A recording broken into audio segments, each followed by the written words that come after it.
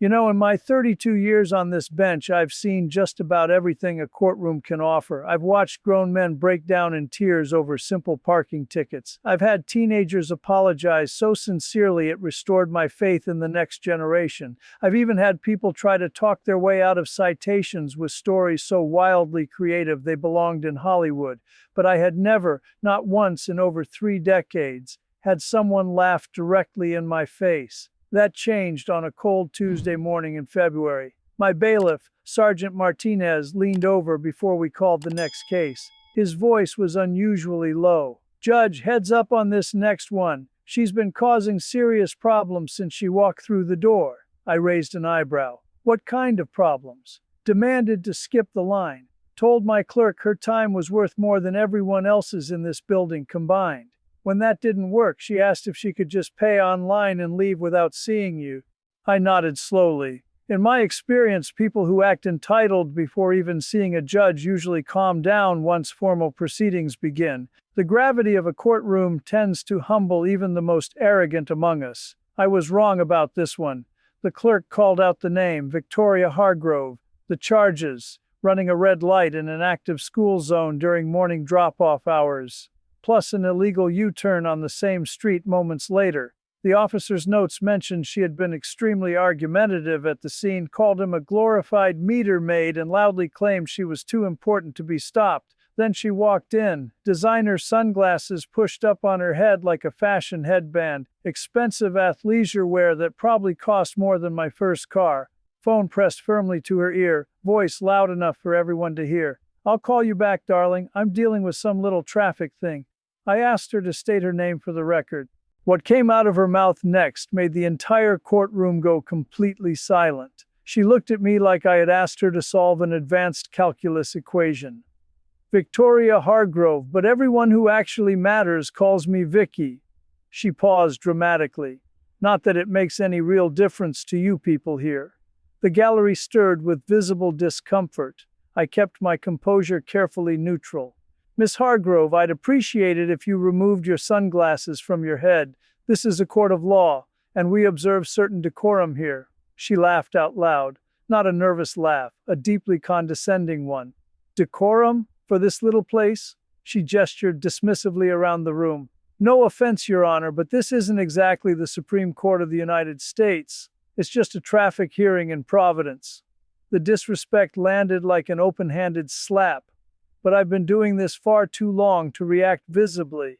I simply noted her comment and moved forward professionally. "Miss Hargrove, you've been cited for running a red light in a school zone at 7:45 in the morning during active drop-off hours when children were present, and for making an illegal U-turn on the same street. Do you understand these serious charges?" She waved her hand like swatting an annoying fly. "Oh my God, this again. Yes, fine. I ran the light. I was running late from my Pilates class. The instructor doesn't hold spots for anyone, okay? And the U-turn happened because I missed my turn. It's really not that complicated." "Miss Hargrove, do you understand that children were actively present? The crossing guard reported she had to physically pull 2 young children back from the crosswalk when you drove through that intersection." She rolled her eyes dramatically. Actually, rolled her eyes at me. She's being completely dramatic. Those crossing guards just love feeling important. I saw the kids myself. They weren't anywhere close to my vehicle. "A crossing guard's job is protecting children, Miss Hargrove. Her official report clearly indicates otherwise. And my job," she said, leaning aggressively forward, "is to not waste my entire morning sitting here on this absolute nonsense. So can we please speed this process along?" I asked how she intended to plead. She shrugged carelessly. "Guilty, not guilty, whatever gets me out of here fastest. You decide for me." "You must enter your own plea, Miss Hargrove." She sighed with theatrical loudness. "Fine then. Guilty. I did it. Happy now, Your Honor?" I thought her disrespect had reached its peak. I was completely wrong. What she said next about the children in that school zone made my bailiff step forward without even being asked. "Stay with me. It gets much worse before it gets better." I explained the fine structure with deliberate clarity. Running a red light in an active school zone carries a base fine of $350. The illegal U-turn adds another $250. Total amount due $600. Her eyes went noticeably wide, the first real reaction I'd witnessed from her. $600? For that? She laughed with bitter incredulity. You cannot be serious right now. I never joke about child safety, Miss Hargrove. Child safety. She shook her head with obvious contempt. You know what, Judge? Maybe if parents actually bothered to supervise their own children instead of dumping them at school like it's some kind of free daycare service, we wouldn't even need these ridiculous school zones everywhere. The gallery gasped audibly. Several people exchanged shocked glances. She wasn't even close to finished. Those kids really should learn to look both ways before crossing. It's called basic personal responsibility. I certainly knew how to properly cross a street by the time I was 5 years old. If these parents today can't teach such basic survival skills to their own offspring, well, that's simply not my problem to solve. I felt my jaw tighten involuntarily, but kept my voice professionally steady. Miss Hargrove, children as young as 4 years old attend Roosevelt Elementary. They are absolutely not responsible for your dangerous driving behavior. You alone are responsible. She leaned forward with an almost conspiratorial expression crossing her face.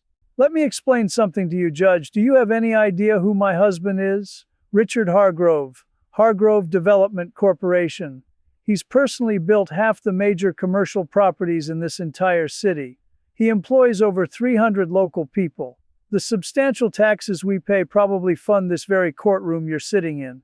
Your husband's business dealings are completely irrelevant to your traffic violations today. Oh, everything's connected, Judge. She smiled with icy coldness. Money makes this city run smoothly. Do you honestly think justice comes free? Someone has to pay for it all, and that someone is successful people like us. I maintained my neutral expression with practiced discipline. Miss Hargrove, this court operates on established law, not on donations or influence. She laughed again, much louder this time, almost theatrical. Law, justice. She made exaggerated air quotes with her manicured fingers. Please, this whole operation is just revenue collection dressed up in fancy robes. I pulled up her complete driving record on my screen. What I discovered made me pause significantly. 6 moving violations spanning just 3 years. 2 specifically were school zone violations, both mysteriously dismissed following what the records called administrative review. A clear pattern of speeding, illegal turns, repeated failure to yield. She noticed my expression changing noticeably. What is it? What's that particular look on your face about? Miss Hargrove, I see here you've had 2 prior school zone violations dismissed. She smiled with unmistakable pride. Yeah, well, I know the right people. That's simply how the real world actually works, Judge. Then she winked at me. In 32 years on this bench, nobody had ever winked at me while openly admitting they'd gamed the entire system. I let the heavy silence hang in the air deliberately, let her sit uncomfortably in it. Then I spoke. Slowly. Very deliberately. Miss Hargrove, those prior dismissals are indeed a matter of official record, and I will not comment on exactly how they were handled by others, but I will tell you this much clearly. Today in my courtroom, your case will be decided strictly by the law, not by who you happen to know socially, not by who your husband employs locally, not by how much you believe your tax contributions entitle you to special treatment. Her confident smile flickered noticeably, just slightly, whatever that's supposed to mean. She checked her expensive watch with exaggerated ostentation. Can we please wrap this up already? I have a lunch reservation downtown at noon, and parking there is absolutely impossible. You will leave when this hearing is properly concluded, not 1 moment before. She pulled out her phone brazenly, started typing without any apparent concern. Miss Hargrove, put that phone away immediately, now. She held up one perfectly manicured finger, the dismissive wait gesture, as though I were merely an assistant interrupting her important meeting. Miss Hargrove, I absolutely will not ask you again. She finished typing with deliberately exaggerated slowness, then dropped the phone casually into her designer purse. There. Satisfied now? She smiled with false sweetness. You know, my time is actually worth real money. This morning alone, I've probably lost around $2,000 just sitting here in this room. Can you honestly say the same about yours? If you had struck one of those children while running that red light, what exactly would that have cost, Miss Hargrove? For just a brief moment, something genuine flickered across her eyes. Then it completely vanished. But I didn't actually hit anyone, did I? No harm, no foul. That's how the real world works. No, Miss Hargrove, that is definitively not how the law works. She stared directly at me for a long, calculating moment, clearly deciding whether to push her luck even further. Then she laughed. Not a small chuckle. A full, deeply condescending laugh that echoed sharply through the now silent courtroom. Oh, that's genuinely adorable. She turned toward the gallery as though sharing an inside joke with old friends. This man actually believes the law treats everyone equally. Isn't that just absolutely precious? No one in the gallery laughed with her, not a single person. She turned back toward me, still broadly smiling. Judge, I've been successfully getting out of tickets since I was 19 years old. I've never once spent more than 20 minutes in any courtroom anywhere, and I have certainly never been lectured about equality by some municipal court judge. She emphasized the word municipal like it was something distinctly distasteful. So let's just skip the self-righteous sermon entirely. What's my fine? I'll gladly pay it, and we can all finally move on with our important lives. She picked up her designer purse confidently, began turning toward the exit door. Send me the bill. My assistant will handle the payment. Miss Hargrove. My voice filled the entire room with authority. If you take even one more step toward that door, you will be immediately arrested for contempt of court. She stopped abruptly, turned back slowly. The familiar smirk was still present, but unmistakable uncertainty was now creeping visibly in at its edges. Arrested? Simply for leaving? She forced a nervous laugh. That seems rather dramatic, don't you think? Bailiff, please ensure that Miss Hargrove does not leave this courtroom under any circumstances. Sergeant Martinez stepped forward immediately, positioned himself solidly between her and the exit. His experienced face was absolute stone. For the very first time, her confidence cracked noticeably. You cannot actually keep me here against my will. I have constitutional rights. You have the right to remain present for the complete duration of your legal hearing, which is not yet over. I gestured firmly toward her original position. Sit down, Miss Hargrove. She didn't move a muscle. I said sit down, right now, or I will add a formal contempt charge to your existing violations. Slowly, reluctantly, she returned to her original position. She didn't actually sit, but she stopped moving toward the door entirely. What I told her next made her face go completely pale. For the very first time since walking in, Victoria Hargrove had absolutely nothing to say. Like and subscribe to see justice finally served, because that's exactly what happens next. I spoke clearly and deliberately so that every single word would be properly heard. By her, by the entire gallery, by the official record.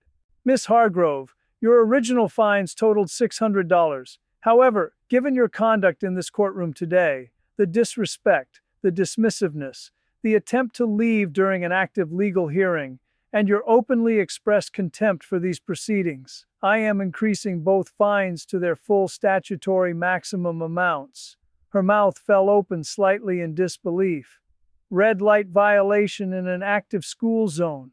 Maximum allowable fine, $500. Illegal U-turn in an active school zone. Maximum allowable fine, $400. That brings your new base total to $900. $900? Her voice pitched noticeably higher with alarm. I'm quite aware of the mathematics, Miss Hargrove. I held up my hand firmly. And I'm not yet finished speaking. She went abruptly quiet. Additionally, I am formally adding a contempt of court charge for your behavior in these proceedings today. That charge carries a fine of $300. Contempt? For what exactly? For laughing openly at this court of law, for attempting to leave during an official hearing, for repeatedly disrespecting these legal proceedings and every single person present in this room. This is completely insane. I will absolutely appeal this entire decision. That is certainly your legal right. I strongly encourage you to explain to an appellate judge exactly how you laughed at a sitting judge and attempted to walk out during your own legal hearing. I'm certain they'll be very sympathetic to your situation. She fell completely silent.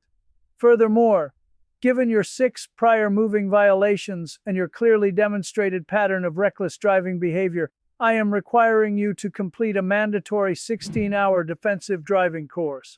16 hours? I simply don't have time. You will make the time, Miss Hargrove. You have exactly 45 days to complete the course and provide official proof of completion to this court. Her face was visibly reddening with frustration.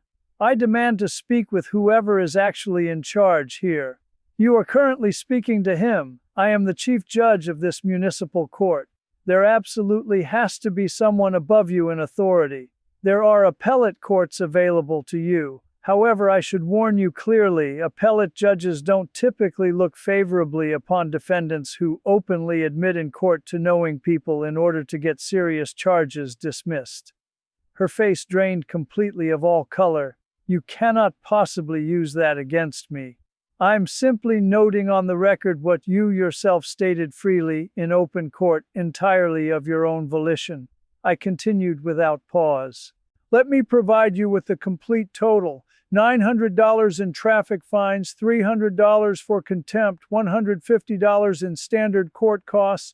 That amounts to $1,350 total, plus mandatory completion of a 16-hour defensive driving course. She stared at me in stunned silence. And Miss Hargrove, I'm flagging your license for official administrative review. One more moving violation within the next 12 months, and I will personally recommend full suspension of your driving privileges. But I wasn't quite done with her yet. I leaned forward slightly in my chair. Miss Hargrove, I want you to understand something important before you leave this courtroom today. She looked up at me, wary now, defensive. That school zone you drove so carelessly through, Roosevelt Elementary School, 487 children attend classes there every single day. The youngest students are just 4 years old, pre-kindergartners who can barely see over the hood of a parked car. She shifted uncomfortably but offered no response. The crossing guard you so casually dismissed as being dramatic? Her name is Margaret Coleman. She's 63 years old. She has been faithfully protecting children at that exact intersection for 18 consecutive years. She has never missed a single day of work, not one, because she understands exactly what can happen when drivers aren't paying proper attention. Her eyes dropped slowly toward the floor. Those 2 young children she physically pulled back from the crosswalk that morning, one was a 6-year-old girl named Emma. The other was her little brother, Daniel. He just turned 4 years old last month. The courtroom had fallen completely, utterly still. You talked at length about your husband's money, your tax contributions, your supposed importance to this community. Let me share with you what I've learned from 32 years sitting on this bench.